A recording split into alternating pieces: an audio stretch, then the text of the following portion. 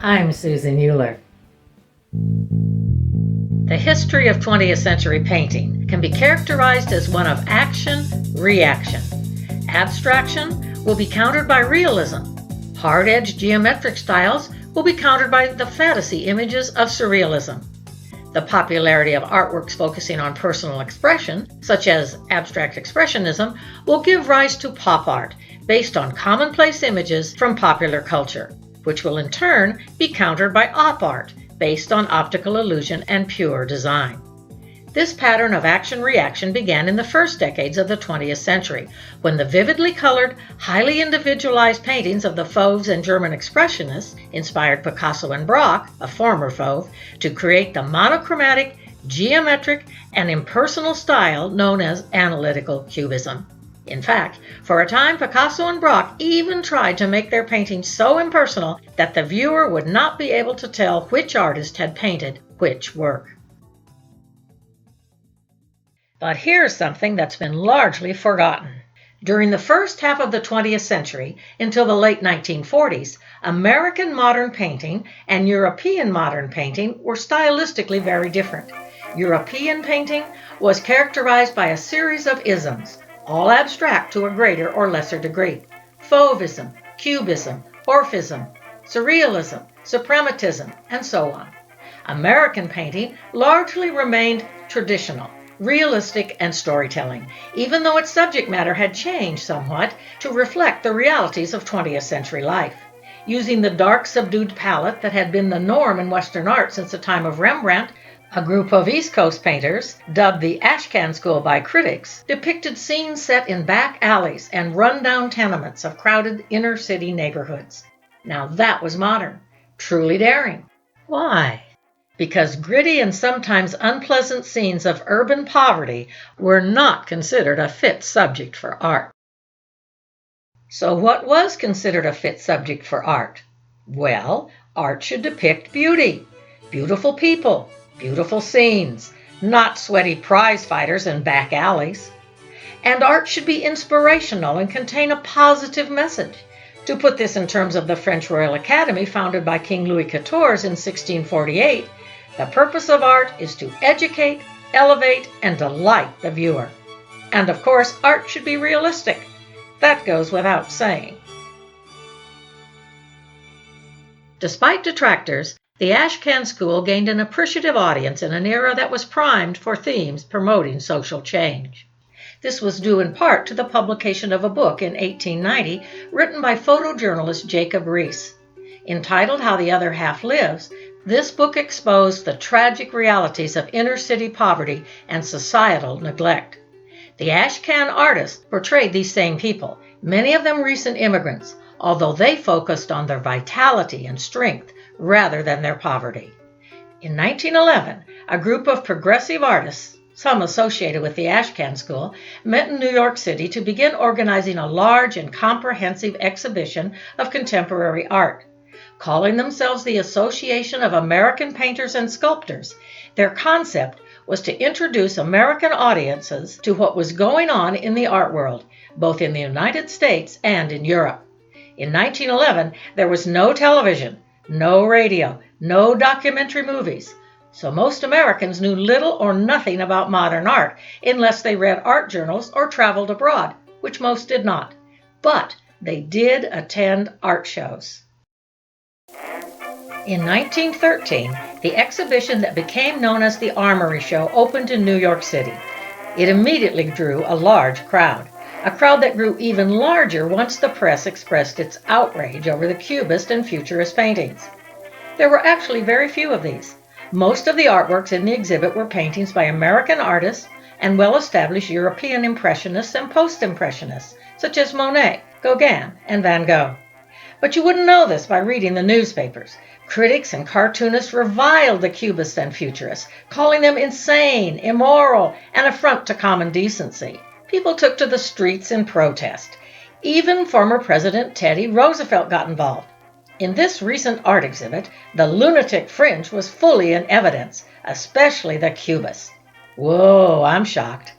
Singled out for special criticism was Marcel Duchamp's nude descending a staircase, a Cubist Orpheus work depicting movement.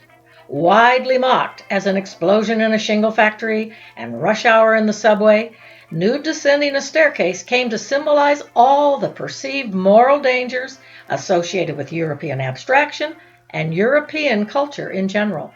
Some American artists shared this view. Modernist dirt is how Thomas Hart Benton later described it. Much has been made about the American public's general ignorance concerning modern art styles and the negative reaction to the Armory Show. A lot of it is true. However, American collectors such as Gertrude and Leo Stein and the Cohn sisters have been buying European modernist art for years. More importantly, between 1908 and 1910, noted American photographer Alfred Stieglitz had presented numerous exhibitions of modern art in his New York City gallery. In addition to paintings by Matisse and Picasso, Stieglitz exhibited the works of American modernists, including Alfred Mauer, John Marin, Marsden Hartley, and Arthur Dove. All of these exhibitions took place before the Armory Show. Look at the works. They are abstract and even non-objective. So what does this mean? Well, it means that American artists had already developed an abstract painting style before the Armory Show, even though most Americans were unaware of it. The first abstract and non-objective art movements in Europe had been inspired by the wonders of modern technology, Einstein's theory of relativity, airplanes, speeding automobiles, and even weapons of mass destruction, which some believed would act as a deterrent to war. It didn't work out that way, of course. World War I was the most destructive war to date, thanks to those modern weapons. World War I began in July 1914, only a year after the Armory Show closed. By the time the war ended in 1918, however, European modern art had significantly changed direction. Cubism was still around, but it had taken on a more menacing tone, reflecting the surrealist and Dada art movements that will dominate European art beginning in the 1920s. These styles are pessimistic and negative, reflecting the mood of the Europeans themselves, who had just experienced the destruction of World War I, quickly followed by the rise of fascism, Nazism, and the Great Depression. In the United States, even though Cubism had shocked the American public in 1913, many American artists now begin working in Cubist-inspired styles. These styles also had ism names, Cuborealism and Precisionism, but they were much more realistic than European Cubism, as Stuart Davis pointed out in 1954 in his painting Colonial Cubism. Davis will be among the first of a long line of American artists who will work in styles known as geometric abstraction. The most popular American styles of the 1930s and 40s were a conscious reaction against modern geometric painting, especially Cubism.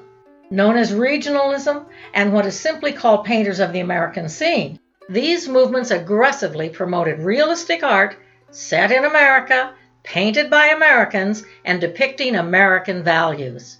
They soared in popularity during the Great Depression when Americans were looking for ways to build up their self-confidence, and have been forever linked in the public's mind with murals painted in government buildings by artists working for the WPA, the Works Progress Administration, a jobs program created by President Franklin Roosevelt in 1936. But not all artists working for the WPA Federal Art Project did realistic, American-themed paintings. So now, it all comes together. This abstract mural was painted by WPA artist Arshile Gorky. Gorky, like thousands of other Europeans, had fled to the United States to escape the devastation of constant warfare and civil unrest that had plagued Europe during the entire first half of the 20th century. Settling in New York City, he met and worked with like-minded American-born artists, including Jackson Pollock, Lee Krasner, and Robert Motherwell, as well as Hans Hofmann, Mark Rothko, Willem de Kooning, and other artists who had moved to the United States during or shortly after World War II. The result was the first international art movement to begin in America, Abstract Expressionism, incorporating elements of Fauvism, Cubism, German Expressionism, and Surrealism. Abstract Expressionism is highly personal and stylistically very diverse. Its styles include the action paintings and drip paintings of artists such as Jackson Pollock, Franz Kline, and Richard Diebenkorn. The color field paintings and large color images of Mark Rothko, Barnett Newman, and Al Gottlieb. And a style known as lyrical abstraction, which is very difficult to precisely define. It includes paintings by Helen Frankenthaler and Sam Francis, as well as Gorky's surrealist-inspired works. And there are many other artists and styles, all variations of abstract expressionism. Although abstract expressionism has been challenged by geometric abstraction, pop art, minimalism, and much, much more, it has never really been considered passé.